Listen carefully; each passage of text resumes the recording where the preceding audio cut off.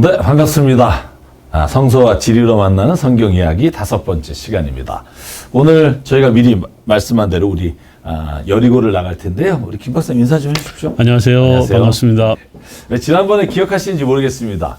저희가 시내산을 넘어오면서 모세가 모압 평지에서 이스라엘 백성에게 설교한 세 편의 설교가 신명기 말씀이다. 이렇게 우리가 이야기를 나눴고, 이 신명기 말씀이 이스라엘 민족이 가나안 땅에 들어갈 때 모세가 마치 약속의 땅에 이렇게 하십시오라고 부탁하는 말씀으로 우리에게 드린다라고 이야기를 주셨는데, 한번 이 가나안 땅에 들어가는 것과 모세의 신명기 말씀과 어떻게 우리가 연결해서 먼저 볼 수 있을까요? 신명기라는 말, 우리 지난 강의에서도 이미 말씀을 드렸던 것처럼 그 신명이라는 말이 다시 들려주는 법이다, 혹은 규례다, 이런 뜻을 갖고 있죠. 영어식 표현에서. 네. 사실 영어식 표현이라고 해서는 헬라어에서 온 듀트로노미라고 하는 세컨더리 로라는 의미에서 네. 그렇게 찾아볼 수 있지만, 원래 히브리적 의미는 말씀들, 드바림이라고 하는. 많은 분들이 신자가 새 신자로 알고 있어서. 사실 제신자죠. 네, 제신자죠. 제신자죠. 네. 그래서 이제 이 신명기의 이제 히브리적 의미가 말씀들이고, 신명기 바로 앞에 있었던 민수기의 히브리적 의미는 광야에서. 그런데 이제 민수기 안에 있는 미드바르와 신명기의 드바림은 이제 같이 말씀들이라고 하는 이 양쪽 다 의미를 가지고 있는 거죠. 네. 그러면 광야 40년을 다 보내고 난 이스라엘 백성들이 이제 가나안 땅에 들어가서 살게 될 텐데, 그러면 광야 40년 동안에 하나님이 백성이 되고 하나님과 언약을 맺고 또 하나님의 그런 훈련을 받았단 말이죠. 광야 40년의 그런 훈련을 통해서 이제 가나안 땅을 정복하고 그렇죠. 정착하게 되는데, 그러면 모세는 광야 40년 동안 하나님이 이스라엘 백성들을 가르쳐 주신 그 내용을 총 정리를 해야 되는 거죠. 네. 이 정리를 해야 되는 이유가 이 말씀으로 이제는 어떻게 살아갈 것인가. 지금까지는 하나님을 만나면서 우리 쉽게 말하면 이제 예수님을 믿고 난 다음에 훈련을 받잖아요. 훈련 받는 과정에서 우리는 하나하나 자세하게 배우게 되는 거예요. 근데 그 중에 가장 중요한 게 뭐냐면 예수님이 누구냐, 하나님이 누구냐. 네. 이런 하나의 시간이 필요한 것처럼 이스라엘 백성들이 광야 40년은 이제 그랬다는 거죠. 그럼 이제는 이제 우리로 말하면 이제 예수님의 자녀가 됐다면 이제 예수님의 제자가 돼야 되는데, 제자에게는 제자의 훈련이 필요한 거예요. 그러면 이제 이 이스라엘 백성들이 가나안 땅에 들어가서 살려고 하는 것은 그 가나안 땅의 강력한 또 다른 이제 세력들, 네. 틈바구니 많은 속에서 족속들이. 살아야 되니까 네. 그들과 싸우면서 또 살아가야 되는 그들에게는 이제는 새로운 말씀이 필요했던 거고, 그 말씀을 가르쳐준 내용이 바로 신명기다, 이렇게 말할 수 있죠. 쉽게 말하면 신명기는 이제 가나안 땅으로 들어가는 1세대 혹은 2세대, 대부분이 2세대죠. 우리가 광야 2세대에게 앞으로 광야에서는 이렇게 가나안 하나님을 땅에서 섬기고 가나안 땅에서 살아라. 그렇죠. 이런 말씀으로 선포하고 그렇죠. 이제 출발을 하는데, 제가 이제 가장 궁금한 것 중에 하나가 뭐냐면, 가데스 바네아 혹은 그 네게부에서 바로 직선으로 올라가면 족장길이 나온단 말이죠. 옛날에 아브라함이 네, 브에르셰바, 뭐 세kem, 베델 이렇게 가는데, 그런데 그 길을 택하지 않고 굳이 다시 요단강 동편으로 올라가는 길을 택했어요. 그건 또 특별한 의미가 있는지 좀 알고 싶어요. 많은 분들이 왜 굳이 모압 암몬을 지나서 왜 그쪽으로 갔을까 하는 생각을 하거든요. 사실은 이게 여전히 미스테리 중에 하나입니다. 제가 대학에서 가르쳤던 과목 중에 하나가 구약의 난해구절이라는 과목을 가르친 적이 있었는데, 그 중에 한 과목이 그 중에 한 내용이 이런 내용인데, 그런데 흥미로운 것은 민수기 마지막 장 마지막 절에 보면 네. 여리고라고 하는 그 표현이 나오는, 여리고 맞은편 요단과 모압 평지라는 네. 표현이 나오고, 신명기 1장 1절에서도 요단 저쪽 맞은편에 아라바 광야 이렇게 표현하거든요. 요단강에 대한 이야기가 여기 언급을 해요. 그리고 이제 신명기가 이제 34장까지 이어지는데, 34장에서도 또 한번 이 요단강에 대한 이야기를 하는 걸로 봐서는 마치 아브라함에게 유브라데 강을 건너야 되는 큰 하나의 사명자로서의 그 결단이 요구되는 그 과정을 강을 건너는 사건이었던 것처럼 또 모세가 이스라엘 백성들과 함께 홍해를 건넜던 것처럼 이제 다음 세대인 여호수아가 이끄는 이스라엘 백성들 즉 이제 광야 세대들에게 또 한 번의 결단이 요구되는 이거 너무 이제 우리가 설교적인 내용이기도 하지만 이제 조금 더 전문적으로 말하면 이런 부분이 있어요. 그 요단강이 어디 위치에 있냐면 이스라엘 백성들이 이제 살아가게 될 가나안 땅의 동편에 있습니다. 그렇죠. 그러니까 가나안 땅의 동쪽 경계가 어디냐 그럴 때 뭐 여러 논란이 있긴 하지만 그 중에 하나가 이제 요단강이죠. 그러니까 요단강이 동쪽에 있다라고 하는 부분에 좀 주목할 필요가 있는데요. 우리 성경에서 동서남북이 나오면 이 동서남북이 방위 표시는 후대에 가서 표시가 되고요. 처음에는 이 방위 표시가 아니라 사건과 관련되어 있습니다. 네. 동쪽의 뜻이 뭐냐면 히브리어로 케뎀이라고 하는데 앞이라는 뜻이에요.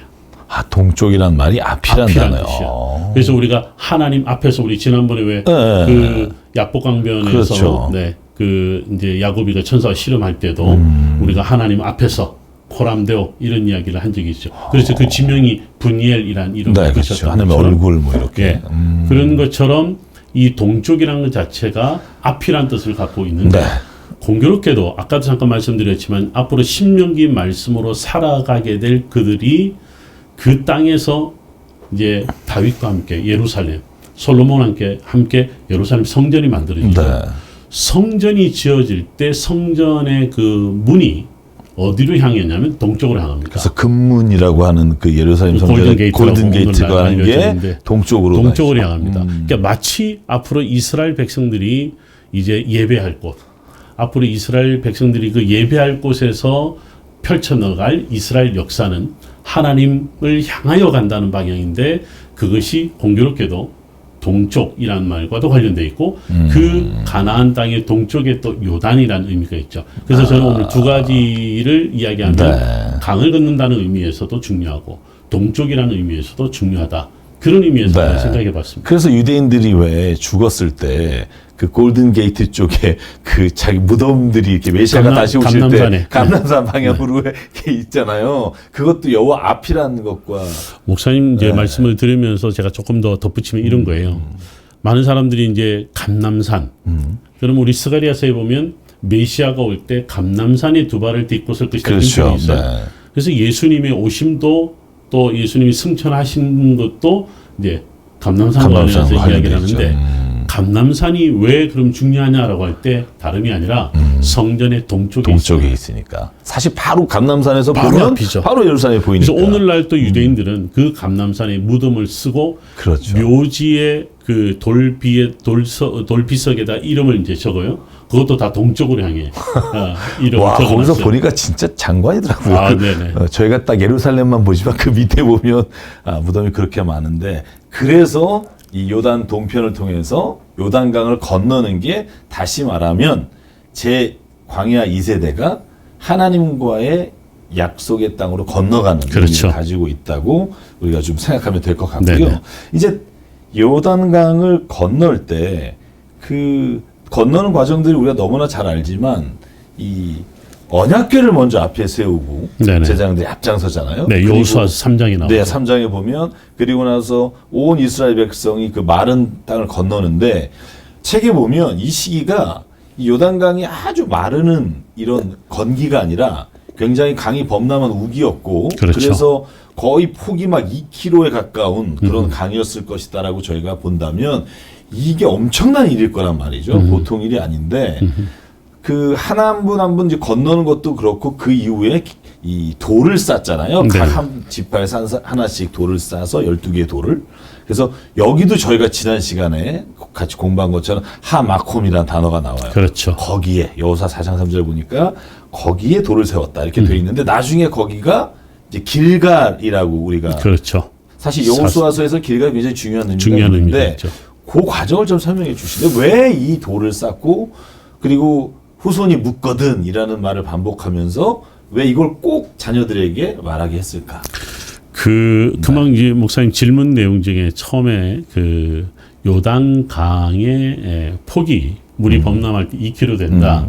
이 이야기를 들은 사람들이 성지순례로 오늘 가면 목사님 요단 강이 아니라 요단 또랑이네요. 이러는 거죠. 그렇죠. 제가 갔을 때도 그랬어요. 그래서 이제 우리가 성경을 이제 목사님들한테 배웠을 때 그 요단강을 건너는 게 굉장히 중요한, 또 세례요한도 그렇죠. 그곳에서 세례를 베풀었고 예수님도 거기서 세례를 받았으니 굉장히 중요하고 뭔가 물이 많을 것 같다는 생각을 했는데 정작 가보니까 이게 물이 그냥 또랑처럼 흐른다라고 하는데, 그건 실제로 오늘날 이제 국경을 만들어 놓고 또 갈릴리 호수에 댐을 만들어 놓고 하다 보니까 물이 당연히 줄어들었고요. 실제로 지금도 최근에 비가 많이 내렸을 때는 상당히 물이 많이 늘어났고 또 폭도 넓어지는. 그렇구나. 성경 시대에 요단강이 범람한다는 것이 마치 이런 거구나. 네. 이렇게 할 정도로 물이 최근에도 많이 불어난 것이 있었었죠. 요단강을 이제 건너는 그 과정을 여호수아서 3장 1절부터 17절까지 참 자세하게 그렇게 이제 풀어 놓았었어요.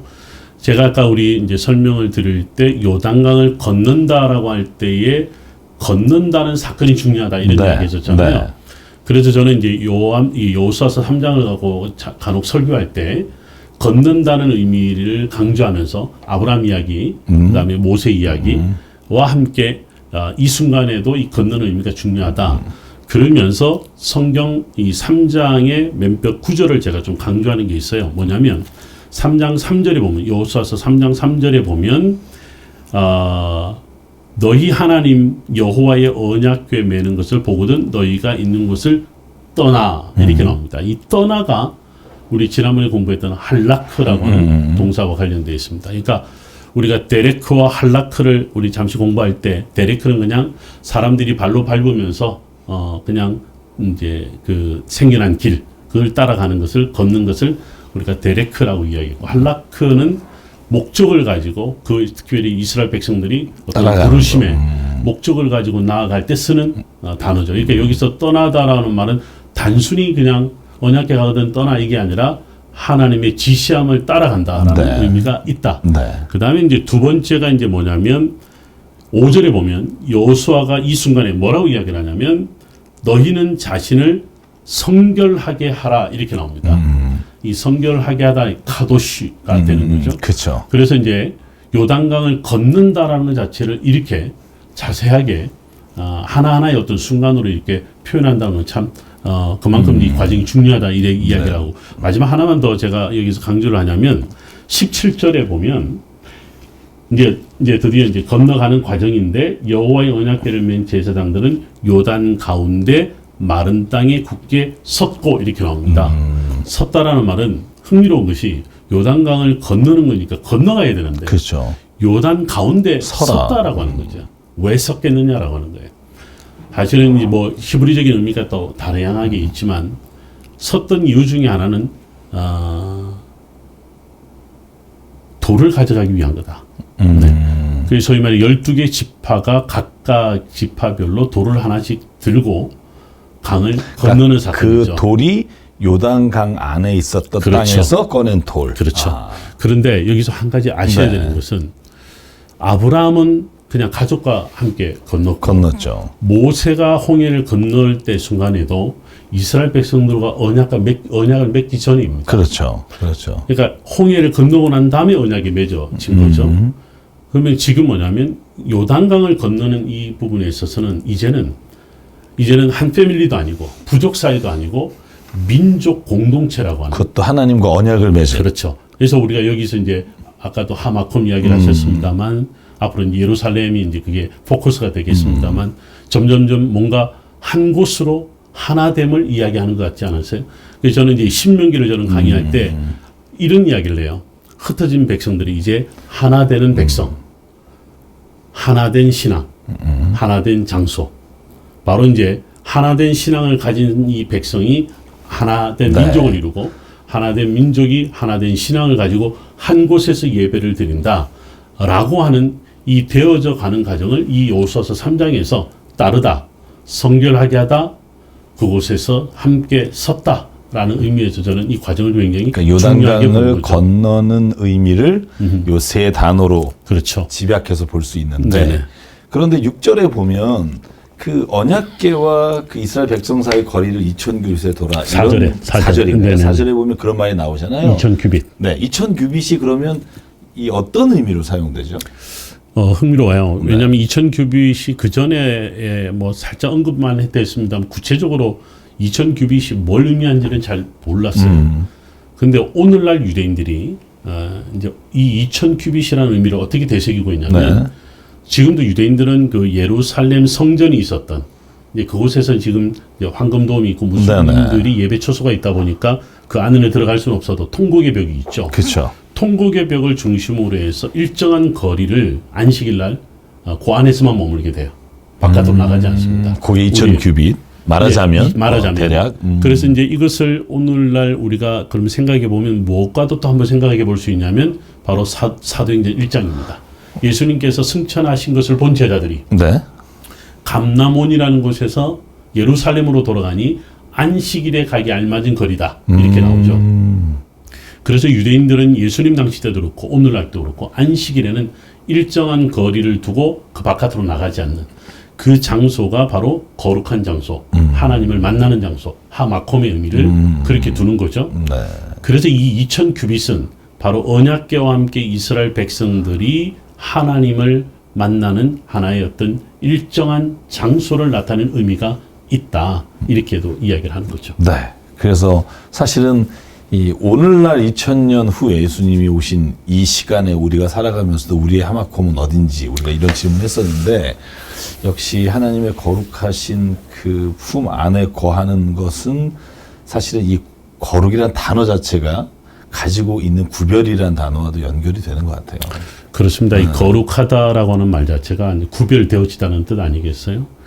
근데 이제 좀 안타까운 것은 모두가 다 그 장소에 서면 하나된 신앙을 가지고 오직 하나님의 이제 자녀자, 제자로 이제 살아가야 되는데 그러지 못한 사람들이 많죠. 그러니까요. 우리가 한번 목회자들도 또 우리도 맨날 아쉬운 왔다 갔다 부분들이 할 때가 많죠. 있는데 그래서 유대인들은 이 히브리 속에 흥미로운 이 의미를 담겨놓고 있어요. 특별히 카도시와 관련해서 카도시는 거룩이라는 뜻도 있는데요. 창기라는 뜻도 있습니다. 아, 그 안에요? 네. 완전히 반대되는 그렇죠. 개념인데. 크데샤. 그러니까 이제 왜 그런 거잖아요. 이방신을 섬기는 거기도 거룩한 장소라 그럴 거 아니에요.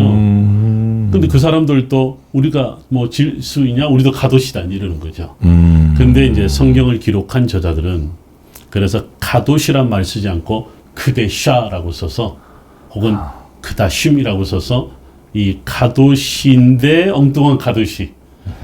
하나님 앞에 예배를 드리는데 하나님이 아니라 하나된 신앙의 중심인 야훼 신앙이 아니라 이방신을 섬기는 그런 사람들을 이 말 듣고 나니까 제가 요즘 그 넷플릭스에 스위트홈이라는 네, 그 넷플릭스를 보는데 그게 어떤 내용이냐면 인간이 괴물로 변하는데 괴물로 변하는 사람은 평소에 가지고 있었던 욕망, 자기가 가졌던 그 욕망이란 괴물로 바뀌는 거예요.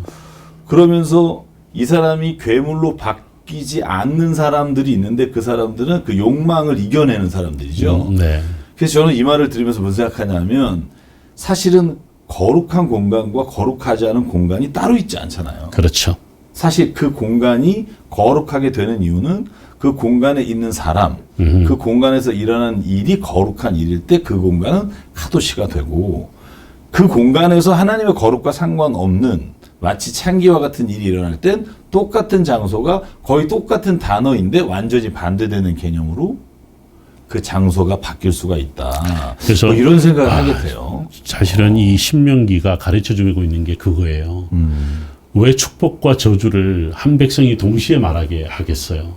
그러니까 결국은 하나님의 말씀을 잘 따르면 축복이지만 그렇지 않으면 저주다.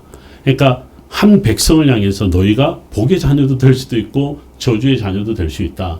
근데 그런 양면성이 다른 데서 일어나겠어요? 우리가 있는 곳에서 일어나는데 그렇게 보면 그러네요. 제가 이제 여호수아서 3장을 뭐 3절, 그다음에 5절, 17절 뭐 이렇게 제가 한 구절 한 구절 끄집어낸 것은 공교롭게도 이것을 제가 히브리어로 읽어보니까 마치 우리가 하나님의 거룩한 백성으로 살아가는데 아주 중요한 하나하나의 그 디딤돌처럼 설명을 아주 구체적으로 해놓고 있어요. 그래서 제가 이제 하나하나를 말씀을 드렸다 네. 이렇게 볼 수 있는 거죠. 그래도 진짜 큰 깨달음이 있네요. 거룩함이란 결국은 어떤 장소에 우리가 가는 게 아니라 우리가 있는 그 자리에 무엇을 하느냐에 따라 바뀔 수 있다라는 의미로 설명을 듣고 그냥 지나가는 얘기를 하나 여쭤볼게요. 왜냐하면 이건 좀 저도 좀 궁금했는데 누구한테 물어? 왜냐하면 이걸 물어보면 뭔가 조금 이제 할례라는 거예요. 할례. 이거 누구나 다 받고 누구나 다 그렇게 하는데 이스라엘 백성이 특별히 요단강을 건너가기 전에 전투를 하기 전에 이제 그 할례를 한단 말이에요. 그것도 40년 광야에서 처음 한 할례라 굉장한 의미를 두고 하나님께 제단 쌓고 뭐 이런데 요 할례라는 게 유대인들에게는 난지 8일 만에 하나님의 백성으로서 인치시는 의미를 가지고 있지만 그냥 이 행위 자체로 봤을 때 이게 뭐 그렇게 거룩한 행위인가라고 생각이 든단 말이죠. 그러니까 뭐 다른 데서는 잘 얘기 안 하는 거 혹시 이스라엘에서 직접 살면서 그들이 이 할례라고 하는 것을 어떤 의미를 유대인들이 갖고 있는지 궁금해요. 그 난지 8일 만에 할례 한다는 건 지금도 하고 있어요. 그리고 할례를 행하는 이제 옛날에 보면 제사장 격이 되는데 지금도 랍비들 중에 그 일만 담당하는 사람도 있어요. 네, 그만큼 랍비 중에? 네, 지금도 이제 그 이야기를 하고 그 다음에 이제 이 사람들은 마치 통과 의례와 같은 건데 그러고 나서 만 13세가 되면 성인식을 하죠. 자, 어떻게 보면 할례와 성인식은 이제 어린아이들이 태어나서 그리고 이제 자라나는 그 과정에서 그들이 이제 독립하는 이 하나하나의 이제 어떻게 보면 과정인데 이 할례도 그렇고 성인식도 그렇고 특별히 성인식 안에 이제 들어있는 메시지가 있는데 그게 뭐냐면 언약입니다.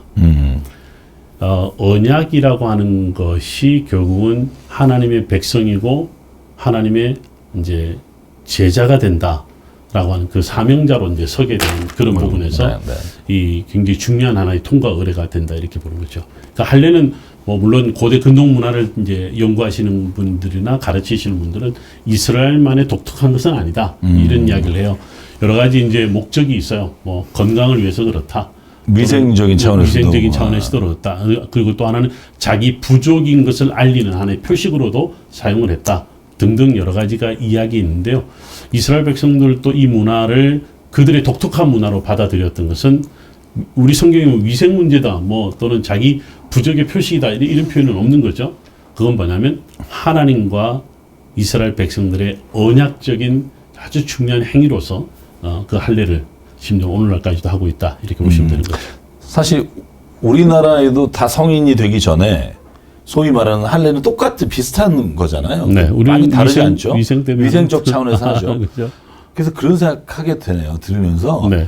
야 똑같은 행위를 해도 네. 어떤 사람에겐 그게 단순한 건강적 차원, 위생적 차원이 되는데 어떤 사람에게는 그게 하나님과의 언약을 기억하는 그런 아주 굉장히 의미 있는 행위가 되잖아요. 그렇죠. 그래서 사실 성찬식도 저는 그렇다고 봐요. 그러니까 성찬식이 따로 우리가 항상 모여서 포도주와 떡을 떼는 어떤 행사로서의 행위가 아니라 일상에서 매일 밥 먹고 우리가 마시는 행위할 때마다 나를 기억해 달라는 예수님의 말이 우리가 반복하는 일상적 행위지만 그 모든 사람에게 그게 누구나 하는 행위지만 그걸 믿음으로 고백하며 하나님의 창조주이신 그분을 감사로 우리가 식사를 하게 되면 그 행위는 하나님 앞에 거룩한 행위가 되는 게 아닐까. 그런 생각을 좀 요즘 많이 해봤어요. 성찬식을 가뜩이나 모여서 못하니까. 맞아요. 이게 무슨 의미일까? 그래서 제가 성도들한테 그랬어요. 매일 세 끼를 먹을 때마다 마치 예수님을 기억하고 예수님의 살과 피를 우리가 기억하는 행위로 이 식사를 하면 이것이 우리에게는 성찬식과 같은 의미가 있지 않나? 혹시 뭐 제가 잘못한 게 아니요. 정확하게 말씀을 하셨는데요. 그 교회의 우리 이제 성찬식 의미도 이제 아주 잘 말씀해 주셨는데 제가 아까 그 요소서 3장이 어떻게 보면 하나의 그 하나님의 백성으로 살아가는 어떻게 보면 우리가 신앙생활을 어떻게 해야 될 것인가에 대한 하나하나를 잘 짚어준다 이렇게 말씀드렸잖아요. 할례와 함께 3장과 4장은 마치 예배자로서 우리가 어떻게 하나님 앞에 서야 하고 예배를 통해서 우리가 어떻게 언약의 백성임을 확인해야 되는가. 아주 이스라엘 백성들이 예루살렘 성전 이전, 실로의 중앙 성소 이전에 길갈에서 그 전후에서 벌어지는 그 하나의 통과 의례로서 또 약속의 의미로서 굉장히 중요하다. 이런 이야기를 저는 할 수 있겠고, 한 가지만 제가 이제 여러 차례 강조하고 싶은 내용 중에 하나인데, 저는 교회는 공동체잖아요. 이 여호수아서 3장 4장에서 이 보여주는, 여리고로 이제 들어가기 직전에 이 보여주는 것은 이제는 우리가 하나된 백성이다, 하나된 민족이다는 것을 여러 차례 강조하고 있다는 거. 그래서 이제 이 민족 공동체가 우리는 단순히 뭐 그냥 흩어졌던 사람들이 모여서 우리가 히브리인이다 말하고 하는 어떤 민족성을 내세우기보다는 이 민족이 바로 하나님의 백성, 그것도 언약의 백성이다라는 것을 이번 우리 시간에서 특별히 강조하고 있다, 이렇게 볼 수 있는 거죠. 네. 그래서 하여간 오늘 만약에 이 같이 방송을 보시는 평신도 분이 계시다면, 혹은 뭐 그리스도인이 있다면, 저희가 예수 믿으니까 막 어떤 특별한 뭘 해야 된다는 막 생각에 의해서 강박관념 갖지 말고요. 그냥 매일의 일상에서 이 일상이 다른 사람을 세속적인 삶으로 보지만, 이걸 하나님의 거룩하신 하나님의 선물로 본다면 일상이 곧 우리의 하나님을 드러내는 거룩한 행위가 될 수 있지 않나, 맞습니다. 이런 생각을 하게 되고요. 네. 마지막으로 시간이 많이 지났는데 요것만 하고 다음에 이제 여리고로 넘어가야 될 것 같아요. 네. 다음 주에. 근데 한 가지는 뭐냐면, 이 여리고라고 하는 단어, 지명 자체가 이름이 사실은 유래한 설이 좀 두 개가 있다고 들었고, 그리고 이 여리고라는 곳이 역사적으로 고고학적으로 이제 주목받고 있다는 거죠. 그래서 이제 요단강 건넜죠, 할례 받았죠, 이제 전투하기 직전에 이제 정탐꾼 얘기는 이제 다음 주에 가고, 요 여리고에 관한 이름과 또 역사적이고 고고학적인 의미, 그것만 오늘 짚어보고 맞춰야 될 것 같아요. 목사님 굉장히 의도적으로 이 질문을 마지막에 두는 것 같아요. 제일 재미없는 이야기를 그렇죠. 마지막에 넣어서. 그리고 또 길면 잘라요, 제가. 재미없습니다. 네. 여리고는 두 가지의 이제 그 의미가 있어요. 히브리어로 야레아흐 혹은 야라흐 이렇게 써요.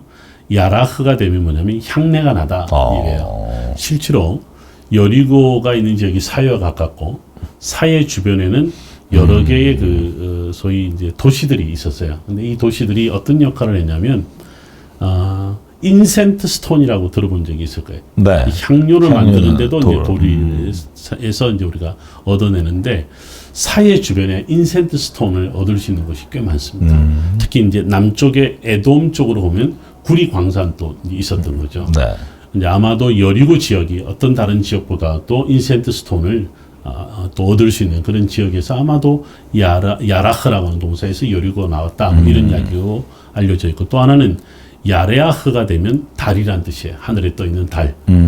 지금도 뭐 여리고에 가면요, 밤에 정말 워낙 이제 비가 오지 않는 지역이다 보니까 밤이 되면 정말 밝은 또 큰 둥근 달을 볼 수 있는 곳이 이제 여리고인데요. 대낮까지 밝다라고 하는 것을 옛날 우리 시골에 자랐을 때처럼 그렇게 볼 수가 있는데. 그러면 이제 그 여리고가 사실은 이 성경 안에서 나오는 건 15세기, 14세기 뭐 이런 정도인데, 거의 굉장히 오래된 역사가 있는 그러다 보니까 장소죠. 아까 인센트 스톤도 경제와 관련돼 있고, 그 다음에 지금 제가 이제 하늘에 떠 있는 달이라고 그러죠. 이 달이 왜 그렇게 달이 밝은 거가 해서 이름을 붙여졌냐, 이제 사실 그게 아니고 달 신을 섬겼던 곳이었다. 그러니까 이제 여리고는 가나안의 월신을 섬기는 대표적인 장소였다. 실제로 여리고는요, 그 우리 뭐 나중에 이제 함께 가볼 기회가 있을 텐데, 왕의 대로와도 가깝고, 그 다음에 족장길도 가깝고, 그렇죠. 또 멀게는 뭐 그렇게 멀진 않죠. 그렇죠. 이스라엘 워낙 좁은 땅이니까 해안길도 가깝죠. 해안길과 왕의 대로를 연결하는 동서길, 그 지나가야 되는 도시들이 여러 개가 있어요. 그 중에 하나가 바로 여리고였다는 거죠. 그래서 여리고는 전통적으로 사람들이 많이 모일 수밖에 없는 거죠. 그래서 이제 고고학자들이 발굴에 의해서 이제 이렇게 여러 가지 이제 그 연대를 측정하는 것을 보니까 지금부터 10,000년 전, 주전 8,000년부터 사람이 살았을 것이다. 심지어는 주전 10,000년부터 사람들이 살 것이다라고 현재까지 추정을 하고 있어요. 그래서 이제 존 가스탕이라고 하는 사람이나 그 다음에 이제 캐더린 캐년이라고 하는 고고학자들이 뭐 아주 이른 시간대부터 1800년 후반대부터 1930년대, 50년대 여러 차례 걸쳐서 고고학 발굴을 이제 해봤는데, 사람들이 오래전부터 살았다.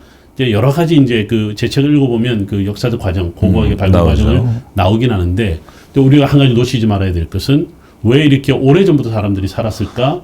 또 항상 흥망성쇠를 늘 겪었던 도시인데 그 이유가 바로 지리적인, 지정학적인 위치, 또 아까 사해 주변에 인센트 스톤을 얻을 수 있는 뿐만이 아니라 양질의 흙을 얻을 수가 있어요. 그래서 옛날부터 여기는 토기장이들이 모여 살았다.